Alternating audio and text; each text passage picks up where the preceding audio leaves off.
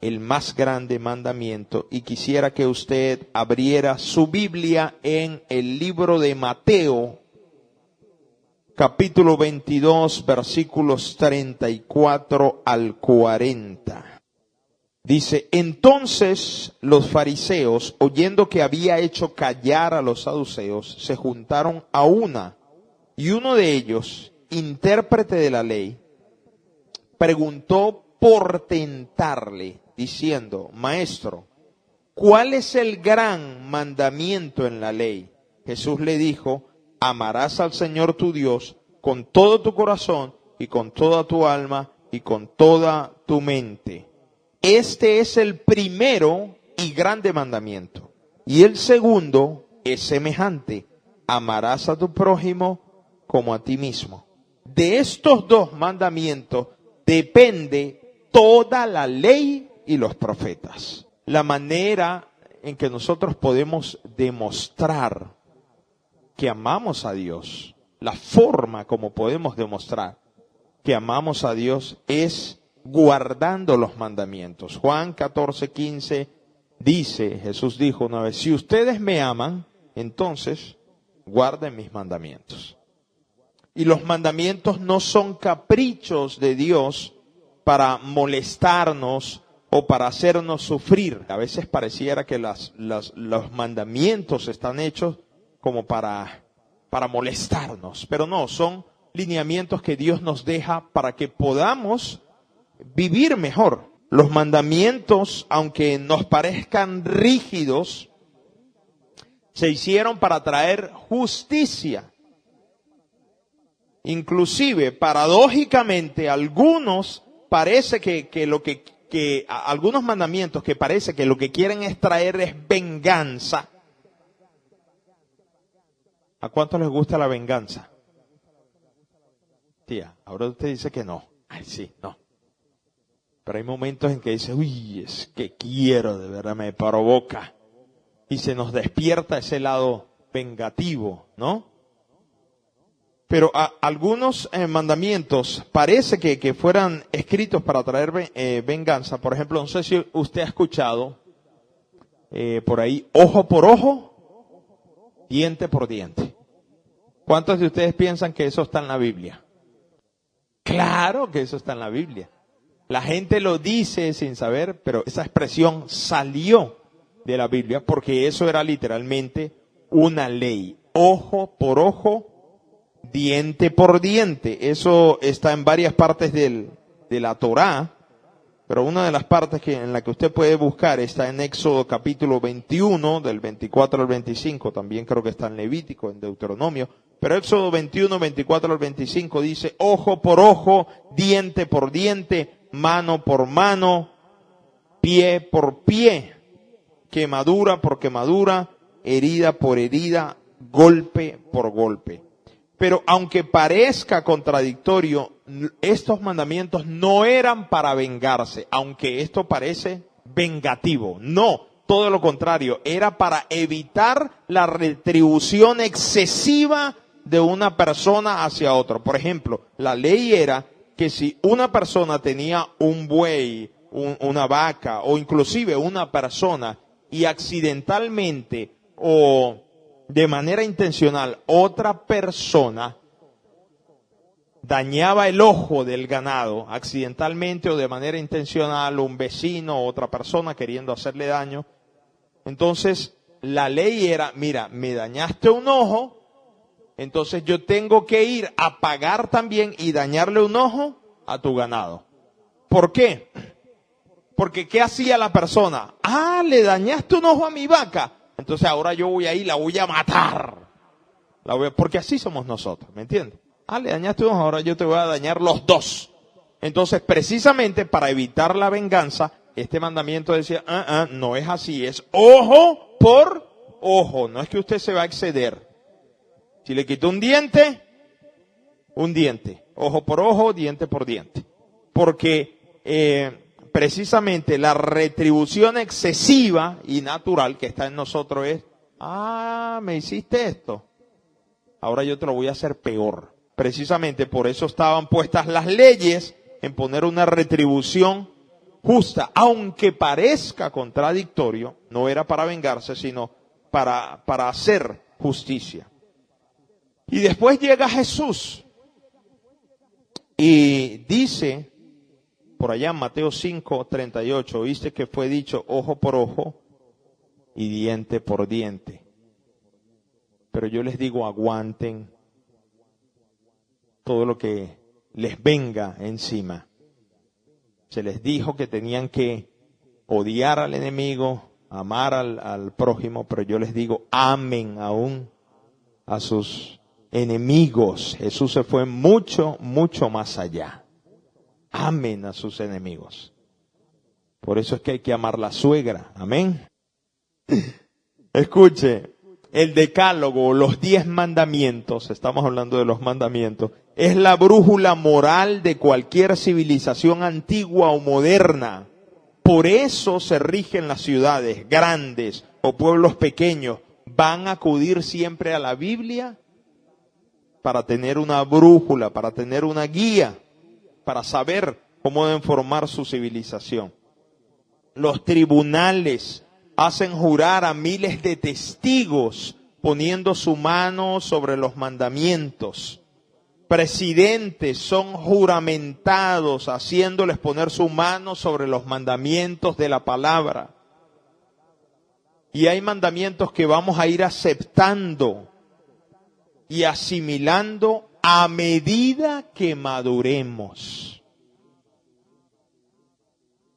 En nuestra vida espiritual hay mandamientos que no vamos a entender, pero lo que yo quiero hacerle explicar, hacerle entender a usted es que esto no es un capricho de Dios.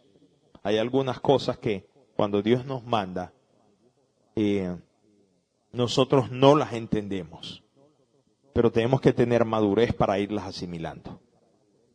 Y estos son etapas también de madurez. Cuando un padre le empieza a decir a su hijo, le empieza a poner reglas, va pasando por etapas.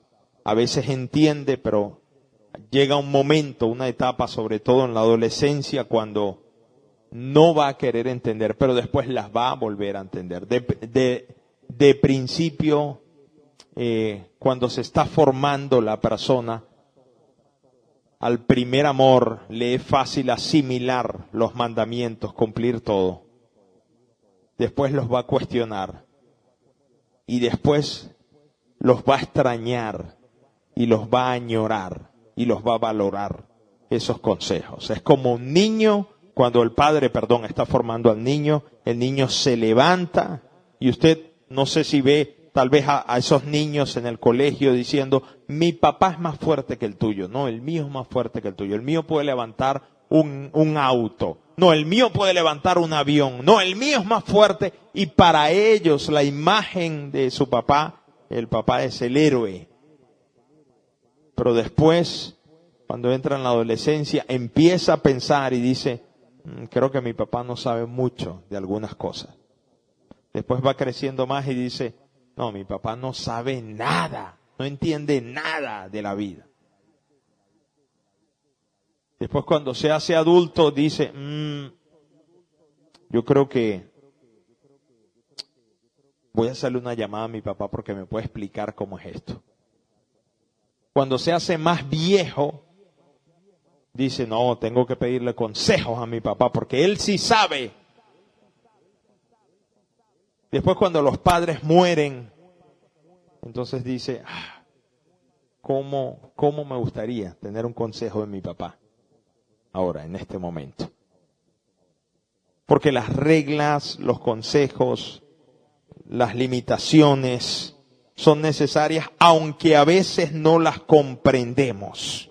Dígale a alguien, es necesario el lineamiento de Dios, los mandamientos en nuestra vida. Y debemos explicar y comprender que los mandamientos son para resguardarnos. Aunque los retemos, aunque no entendamos, usted sabe, no sé si ha visto esos niños retadores que le dicen, quédate quieto, no te muevas, no te subas ahí. Y ellos se quedan viendo así como. No te subas ahí. ¿Sí los ha visto, no? Esos niños que son, cuando uno les da un mandato. Yo estoy seguro que usted no era de esos, usted era tranquilito. Y cuestionan todo. ¿Por qué? ¿Por qué? ¿Por qué no me va a subir? ¿Por qué no? Y a veces digo, ¿por qué no? Pero todo tiene argumentos. Y nosotros también como padres debemos aprender a manejar los argumentos y debemos dejar a un lado esas respuestas que a veces no la van a entender. Nosotros decimos, ¿para qué se la explico si no me entiende ahorita? Pero aún así hay que explicarles, aunque no la vaya a entender. En el versículo 40 del pasaje que acabamos de leer, el Señor dijo, hablando de este mandamiento, el más grande e importante, dijo, de estos dos mandamientos depende toda la ley y los profetas. Y habían dos cosas importantísimas para el pueblo de Israel, que era la ley y los profetas. Esas eran dos cosas sagradas, eran dos cosas muy importantes para ellos. Lo que decía la ley y lo que decían los profetas. Inclusive estaban representados con dos grandes personajes en el pueblo de Israel, porque la ley la representaba Moisés, porque fue el hombre al que el Señor le entregó la ley, los 10 mandamientos. Y los profetas estaban representados en Elías. Y Elías, para ellos era el profeta más grande. Entonces, siempre la ley y los profetas era sumamente importante para ellos. Y Jesús habló sobre ese mandamiento y dijo, de lo que te acabé de decir, aquí se resume toda la ley y los profetas. Y Moisés y Elías fueron dos hombres que no fueron sepultados a ciencia cierta. Con Moisés hubo un funeral, pero fue simbólico, porque Judas relata que hasta Satanás peleó por el cuerpo de Moisés y Elías fue arrebatado. Y fueron también los dos personajes que se aparecieron en la transfiguración. Cuando Jesús se transfiguró, aparecieron dos personajes que fueron Elías y Moisés. Esto es algo grande para los judíos, representa la ley y los profetas.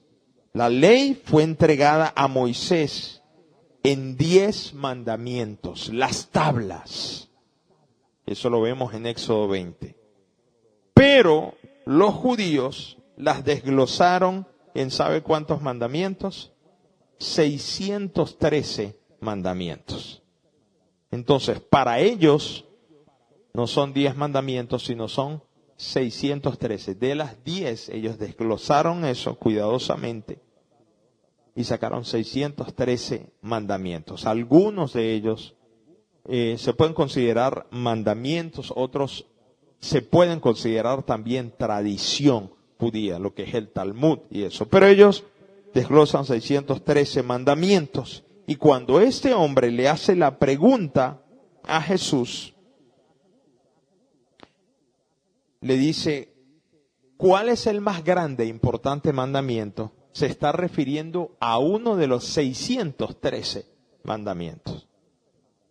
Entonces, Dios le da 10 a Moisés. De estos 10, 4 se refieren a Dios y 6 se refieren al prójimo.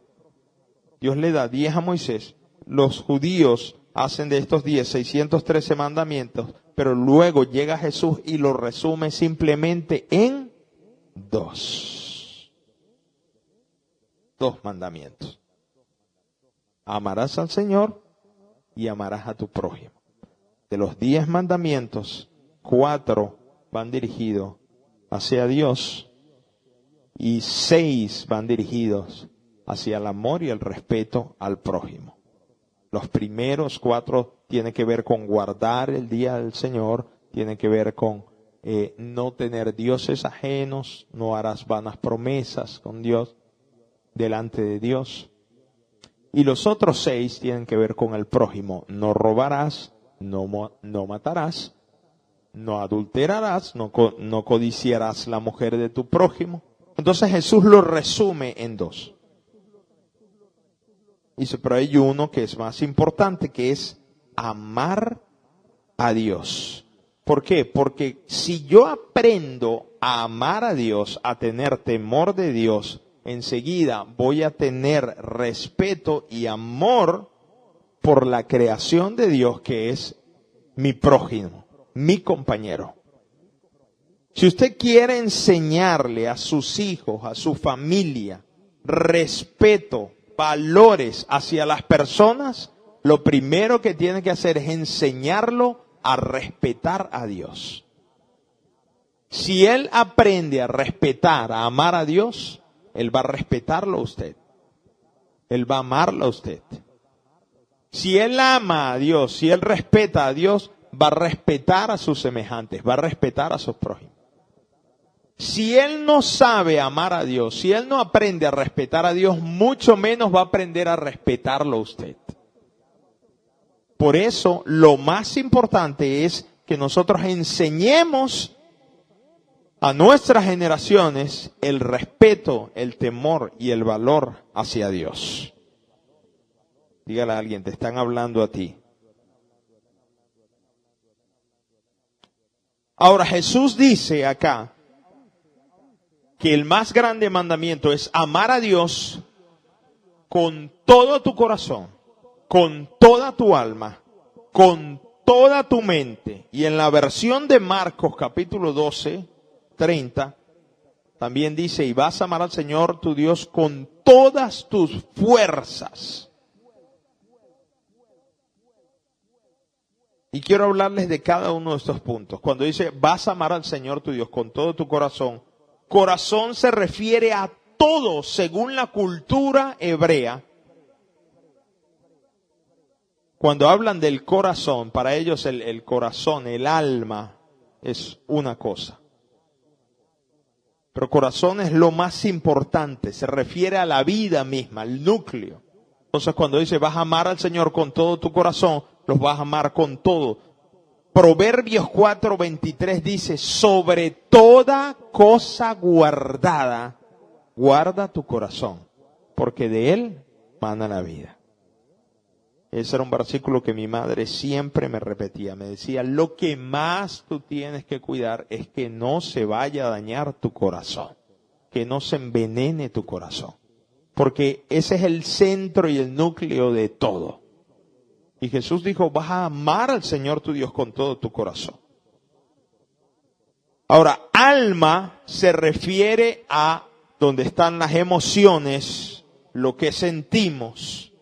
Pero resulta bastante interesante que entendamos que amar a Dios se clasifique para nosotros como un mandamiento. Cuando dice, amarás al Señor con toda tu alma. Y el alma es el lugar donde nosotros sentimos, donde están los sentimientos, donde están las emociones.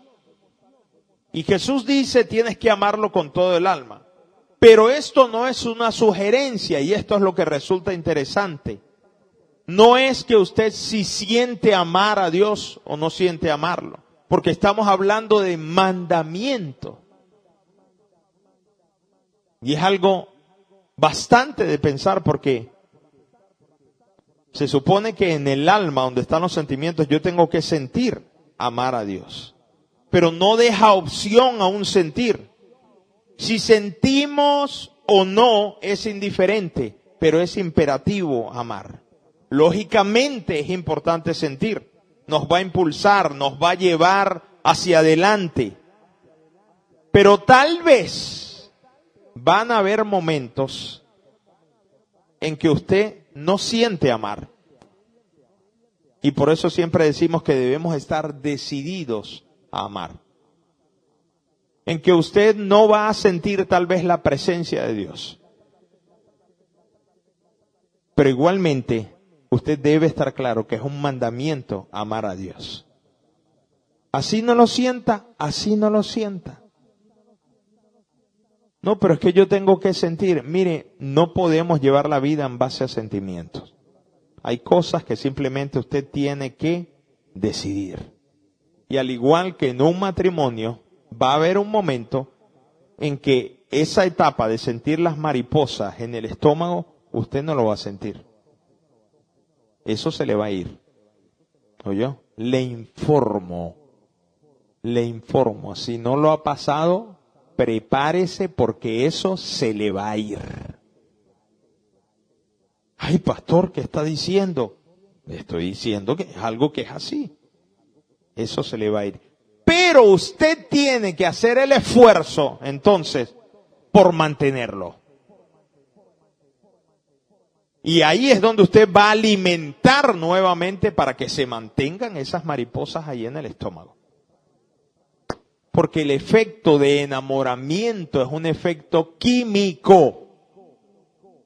Y eso pasa, tiene su duración. Pero entonces el verdadero amor es cuando usted está claro y está decidido por esta persona.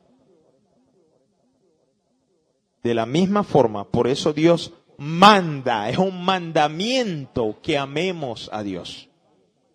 Porque usted debe entender que si usted va a amar a Dios por las cosas que Él le da, por las cosas que no le da, entonces usted es un niño todavía y es inmaduro. Y no entiende la soberanía de Dios. Porque hay momentos donde la vida va a ser dura, la vida va a ser difícil. Y hay momentos donde usted va a orar y usted se va a postrar y usted va a sentir la presencia de Dios y usted va a sentir que la atmósfera en su habitación cambia y usted va a poner una alabanza y usted se va a quebrantar. Pero hay momentos en la vida donde usted no va a sentir absolutamente nada. Donde usted ora y parece que todo es de hielo. Donde usted se va a preguntar, oye, es que no sentí nada, ¿será que Dios me escucha? Pero entonces ahí es donde usted tiene que entender que Dios va a probar su madurez. En Primera de Reyes, capítulo 19, Elías estaba pasando por una situación difícil. Y él trataba de sentir a Dios en diferentes manifestaciones, pero la Biblia decía que él no estaba ahí. Y no siempre va a estar donde nosotros pensamos que Dios va a estar. Y no siempre Dios se va a manifestar cuando nosotros pensamos que Él se va a manifestar. Porque tenemos que entender que Dios es soberano. Y habían ocasiones donde en el viento, en la lluvia, en el fuego, un estruendo fuerte, Dios no estaba ahí. Pero al rato, ¿sabe dónde estaba Dios? En un silbido apacible, en algo tranquilo, en el silencio, en lo más frío de las manifestaciones de la naturaleza que pudo experimentar Elías. Ahí estaba Dios. Él estaba ahí. Entonces hay momentos en que su madurez va a ser probada. Y aunque usted no sienta, usted tiene que seguir levantando sus manos, usted tiene que seguir manteniéndose ahí, porque Dios lo va a probar, porque van a haber momentos difíciles en que Satanás le va a hacer querer creer que Dios no le escucha, que Dios no está con usted. Pero usted tiene que estar entrenado para detectar eso como una mentira, porque Dios siempre lo va a escuchar, siempre y cuando usted tenga un corazón contristo y humillado, aunque no lo sienta. Por eso el amar a Dios va mucho más allá de si sentimos o no sentimos su presencia. Dígale a alguien, nunca dudes que Dios te ama. Entonces, se trata de amar también, ¿con qué? Con el alma. Pero entender siempre que es un mandamiento. Luego el Señor dice, vas a amar al Señor con toda tu alma, vas a amarlo también con toda tu mente. ¿Y qué es amar al Señor con nuestra mente? Mire, la mente es donde están los pensamientos. La mente es el campo de batalla más feroz que hay. Ahí es donde se gestan y se libran tremendas batallas. Porque la mente vuela, nos lleva a hacer cosas. Debemos mantener nuestra mente renovada y ocupada en las cosas de arriba. Colosenses capítulo 3, versículos del 1 al 2, nos dice: si pues habéis resucitado con Cristo, buscad las cosas de arriba, donde está Cristo sentado a la diestra de Dios. Pongan la mira en las cosas de arriba, no en las de la tierra. Mantenga su mente renovada, pensando en el Señor. Esta es la manera como usted va a vencer. Porque la mente es muy volátil, la mente se distrae con cualquier cosa. Con cualquier cosita. ¿Sabe por qué a mí me gusta hacer las cosas bien hechas? Porque la excelencia no permite que las personas se distraigan. Más bien, inspira a que las personas vayan al objetivo. Cuando adoramos a Dios con excelencia, cuando levantamos nuestras voces, cuando lo hacemos bien, cuando tocamos los instrumentos bien y lo hacemos bien, eso ayuda a la gente. ¿Sabe por qué? Porque la gente es muy volátil y la mente se distrae por cualquier cosa. Entonces usted está adorando a Dios ahí, concentrado. Pero de repente el baterista se equivocó, o el pianista se equivocó. Y usted que estaba ahí concentrado dice: ay, se equivocó el pianista ahí. Y ¡bum!, se desvió después que estaba ahí. Uy, mira, este se le salió el gallo. Y se fue, se desvió con cualquier cosa. Pero cuando las cosas se hacen excelente, más bien lo inspira a usted. Porque nos distraemos por nada. Y hermano, todos nos equivocamos. Entonces cuando alguien se equivoque o algo, mantenga su mente enfocada. Usted está adorando, está mirando al techo, milagroso, abres camino, y ve una hormiga que está pasando y dice: ay, una hormiguita por ahí. Y después que estaba milagroso, abres camino, la hormiga, y se pone a ver para dónde va la hormiga. Para ver, ay, se metió en ese hueco ahí. Ay, ¿será que dejé el pan abierto en la casa? Y si se meten las hormigas, y la canción ahí, milagro, y usted está ahí, si se meten ay, ¿será que lo dejé? Ay, ¿verdad, Señor? Milagroso, abres camino, porque la mente es una cosa pero tremenda. ¿Sí o no? Y el Señor dice: vamos a amar, o sea, tienes que amar al Señor tu Dios con toda tu mente, mantenerla siempre en las cosas de arriba. No permitirte distracciones. Cuando buscamos su dirección, Dios está antes que nada. Dígale a alguien: Dios tiene que ser lo primero en nuestra mente. Lo primero, o sea, mantenerse alerta de que Dios sea lo primero, que nada ni nadie lo distraiga. Cuando buscamos su dirección y Dios está antes que nada. Uno de los mandamientos, por cierto, de los mandamientos es: no tendrás dioses ajenos delante de mí. Y Dios debe ser lo primero, debemos mantenernos enfocados sin distracciones. Hay un pasaje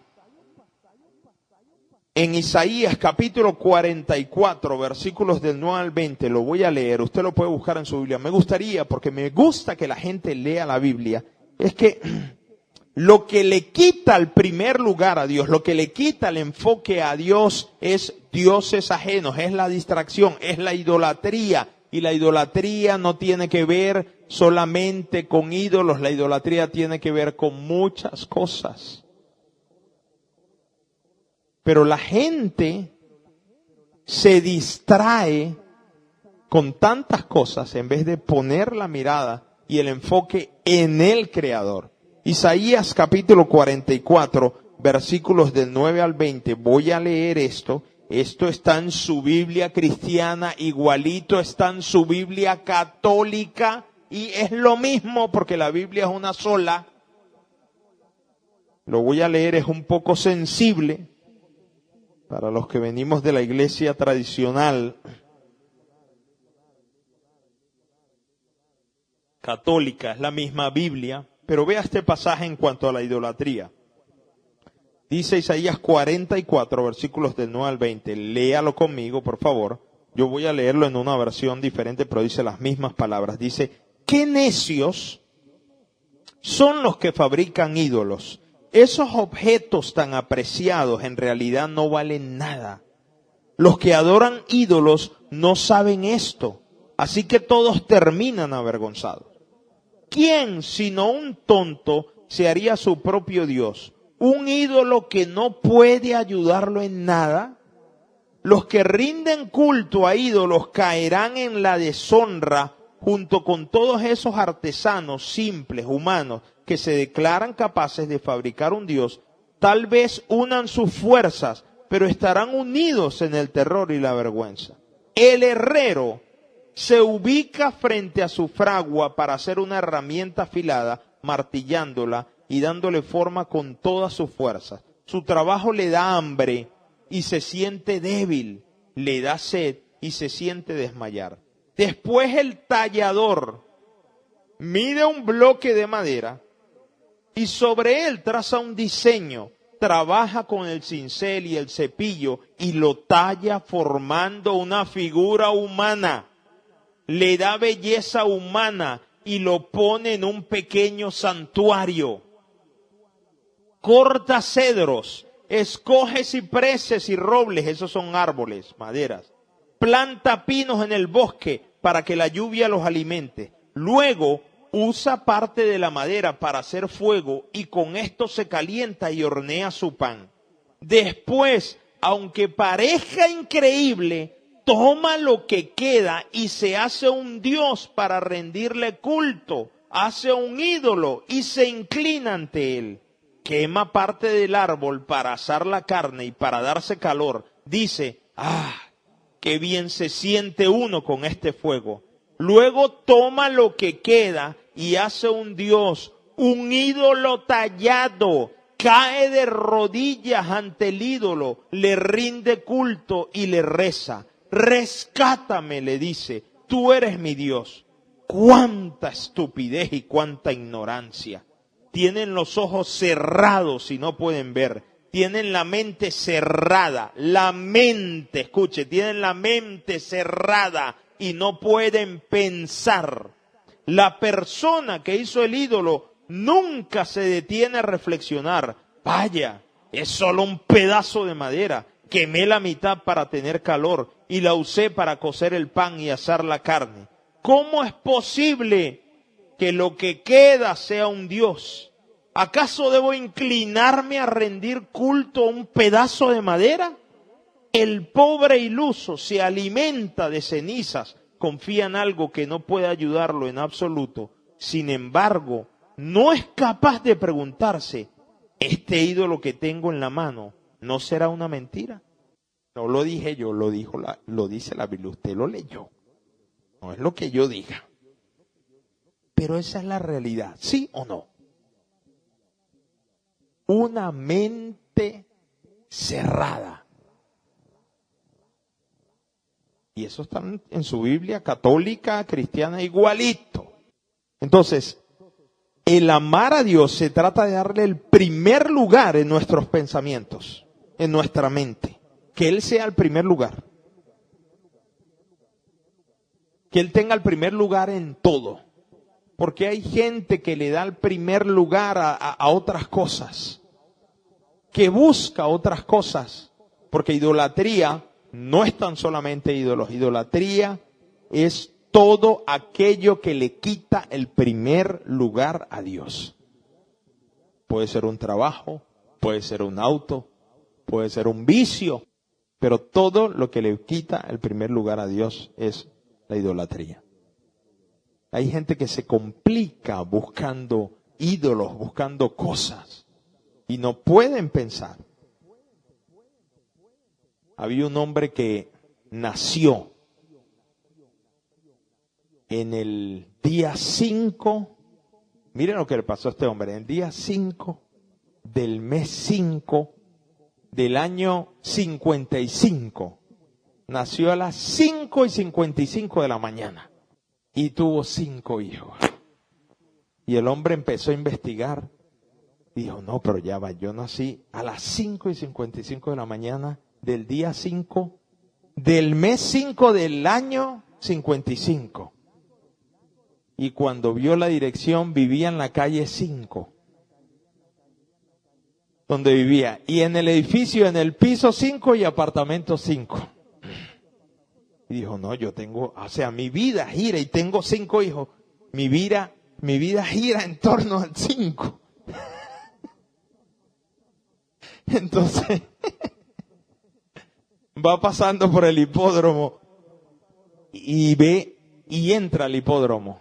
Y iban en la quinta válida. Y dice, no, yo tengo que apostar aquí porque yo tengo algo con el 5. Entonces le pregunta al hombre, ¿cuál es el caballo favorito de la quinta válida ahorita? Y le dice, mira, yo le apuesto que le recomiendo que le apueste todo al 5. Ese es el caballo que... Y dice el hombre, no, yo tengo que apostar aquí.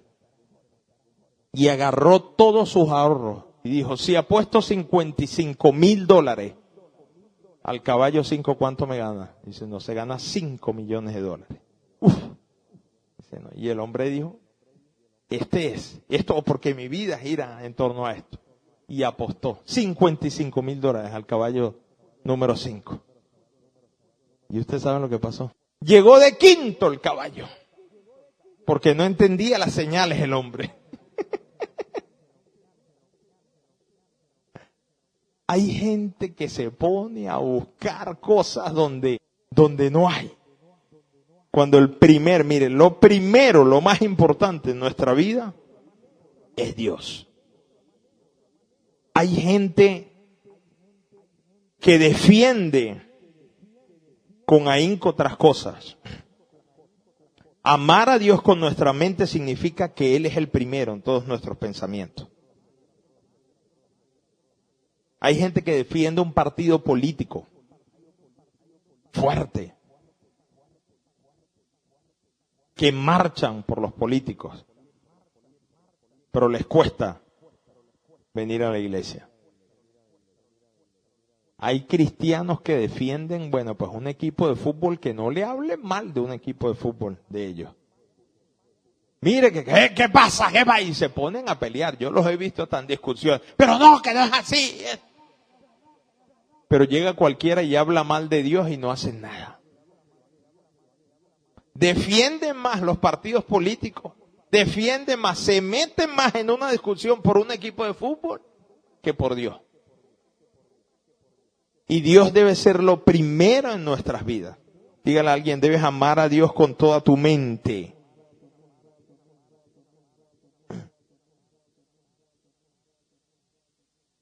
Jesús dice también, debes amar al Señor, tu Dios, con toda tu alma, con toda tu mente, con todo tu corazón, con toda tu alma, con toda tu mente. Y en la versión de Marcos también dice, y con todas tus fuerzas. Y la fuerza se refiere también al cuerpo, no solamente la fuerza de voluntad, sino aquí en esta parte se refiere a lo corporal. Se refiere a la voluntad de levantar nuestras manos, de alabar a Dios, a la voluntad de moverse, a la voluntad de que usted pueda decir, yo voy a ir a la iglesia, yo voy a buscar a Dios. Como dice el apóstol Pablo en Romanos capítulo 12, versículo 1, les ruego, hermanos, que presenten sus cuerpos en sacrificio vivo. ¿Qué es ese sacrificio? Que hay momentos donde usted no se va a querer mover a hacer las cosas para Dios. Pero el demostrar, el moverse, el hacer las cosas para Dios, el utilizar su cuerpo también para eso, es amarle con todas sus fuerzas también. Porque usted debe demostrar también ahí el amor, en que usted ama al Señor con sus fuerzas. que usted pueda levantar su voz, que usted pueda levantar las manos, que su postura pueda demostrar amor por la presencia de Dios también. Cuando ofrendamos también a Dios, usted debe entender que su dinero también es parte de sus fuerzas. Su dinero se resume en las fuerzas suyas, su sacrificio, su esfuerzo, lo que usted ha hecho. Cuando usted da a Dios, usted está dando también sus fuerzas.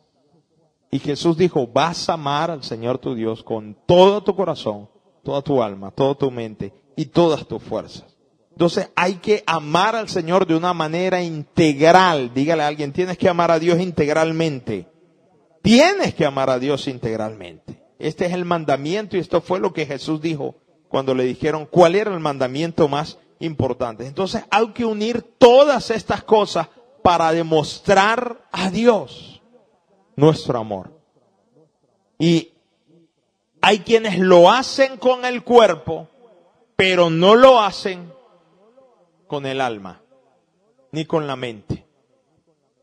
Es decir, usted puede venir acá a la iglesia, usted puede levantar sus manos, usted puede adorar, usted puede ofrendar, dar la ofrenda más alta acá. Y eso es parte de sus fuerzas y eso es parte de su cuerpo. Pero tiene que incluir todo en ese amor y en esa demostración de amor a Dios. No solamente viniendo, no solamente levantando sus manos. El Señor dijo una vez, este pueblo de labios me honra, pero su corazón está lejos de mí. Entonces usted puede hacer todo eso, pero tiene que luchar porque su mente y su alma, su corazón, tengan la claridad y la certeza de lo que es amar a Dios. O puede hacer lo contrario. De repente usted dice, bueno, yo sé que yo amo a Dios. Yo sé que yo amo a Dios, pero bueno, me voy a quedar en mi casa. No me voy a involucrar con nada en la iglesia. No voy a ir, no voy a movilizarme.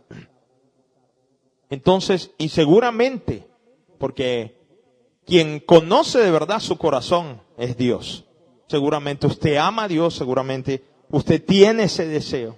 Usted respeta a Dios, pero su cuerpo y sus fuerzas no demuestran nada de amor.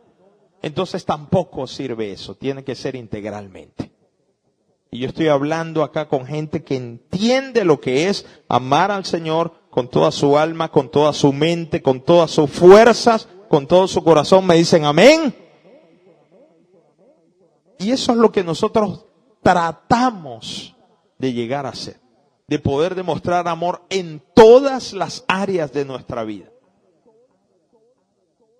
Porque si usted dice, pastor, ahí envío la ofrenda, no voy a ir. Esa es parte de mis fuerzas. ¿Cómo no? Es bien recibida, pero hay falta. Hay falta. Falta su presencia. Falta el que usted demuestre amor. Y necesitamos amar al Señor integralmente. El Señor dijo, si ustedes me aman, tienen que guardar mis mandamientos. Es importante que nosotros sepamos llevar este equilibrio y entendamos que el objeto de nuestro amor es Dios. ¿Y qué es más importante? ¿Qué es mucho más importante? El Dios de la iglesia que la iglesia de Dios. Debemos involucrarnos. Debemos dar todo para el Señor. Pero el objeto de nuestro amor es el Dios de la iglesia. Es más importante el Dios de la iglesia que la iglesia de Dios. Y que el Señor nos libre a nosotros de entrar en un activismo que nos robe el objeto de adorarle y de servirle a Él. Ahorita como iglesia queremos hacer un montón de cosas, o siempre hacemos un montón de cosas. y me gusta ver a la gente involucrada en eso. Pero es importante que usted entienda que lo que hacemos, lo hacemos por Él y para Él. Que estas no son temporadas de activismo en la iglesia. Que estas no son temporadas de decir, bueno, hoy trabajé bastante, ayer trabajé bastante, entonces mañana pues no voy, o mañana descanso, o mañana lo tomo así más o menos porque tengo que cumplir con las cosas de la iglesia. Porque debemos saber que es más importante el Dios de la iglesia que la iglesia de Dios. Dígale a alguien, por favor, cerca, es más importante el Dios de la iglesia que la iglesia de Dios. Porque cuando usted atiende las cosas de Dios, usted está creado, usted está diseñado para complacerle a Él. Pero si usted se desenfoca con tanto activismo, con tantas cosas, entonces vamos a terminar mal. Eso es como la esposa que está trabajando todo el día, está atendiendo a los niños. Tome nota las que empiezan en la maternidad, tome nota. Y atiende a los niños, y atiende para allá y para acá. Pero el centro es el matrimonio. Y del matrimonio, del bienestar del matrimonio, viene la protección y lo saludable para los hijos. Entonces tiene varios hijos y los está atendiendo, y el esposo llega y le dice, mi amor, ¿cómo estás? Vamos a conversar, vamos a hablar. ¿Por qué no nos vamos? Por ahí salimos nosotros, disfrutamos. Ya va, porque estoy atendiendo a tus hijos. Estoy ocupada atendiendo a tus hijos. Ok, yo espero. Y sigue bañándolos, y sigue atendiendo, y revisando las tareas, y después el esposo se va otra vez. Mi amor, vamos a estar nosotros solos, vamos a hablar. Ya va, porque estoy atendiendo a tus hijos. Y se termina desviando todo. Y yo no quiero que esta iglesia sea una iglesia que cuando nosotros le digamos al Señor, estoy haciendo un montón de cosas para ti, estoy atendiendo a tus hijos, estoy atendiendo a los que tú entregaste tu hijo por ti, son tus hijos, tu iglesia, estoy atendiendo a tu iglesia. Y que el Señor nos diga, sí, pero yo quiero que por un momento pares, ores, escuches la palabra, me adores, vamos a estar un momento juntos. Ya va, porque tengo que hacer esta actividad para tus hijos. Estoy tan ocupado haciendo esto para tus hijos. Y que luego no tengamos tiempo para el Señor. Y esa no es la idea. Sino que aprendamos a amarle a Él con todo nuestro corazón, nuestra alma, nuestra mente, nuestras fuerzas, y que el objeto sea Él. Y que no nos metamos en un activismo que se pierda el objetivo de amarle a Él. Porque es más importante el Dios de la iglesia que la iglesia de Dios. ¿Cuántos me comprenden? Por eso es importante este tiempo. Por eso es importante que usted se siente, que reciba la palabra, que adore. Porque esta es nuestra demostración de amor para Dios. Este es el día que hizo el Señor para Él. Todos los domingos son el día del Señor. Amén. Le invito a que cierre sus ojos y que ore conmigo para que su entendimiento en este amor pueda crecer. Señor, yo oro en esta mañana por cada persona en este lugar y por tu iglesia, por el legado.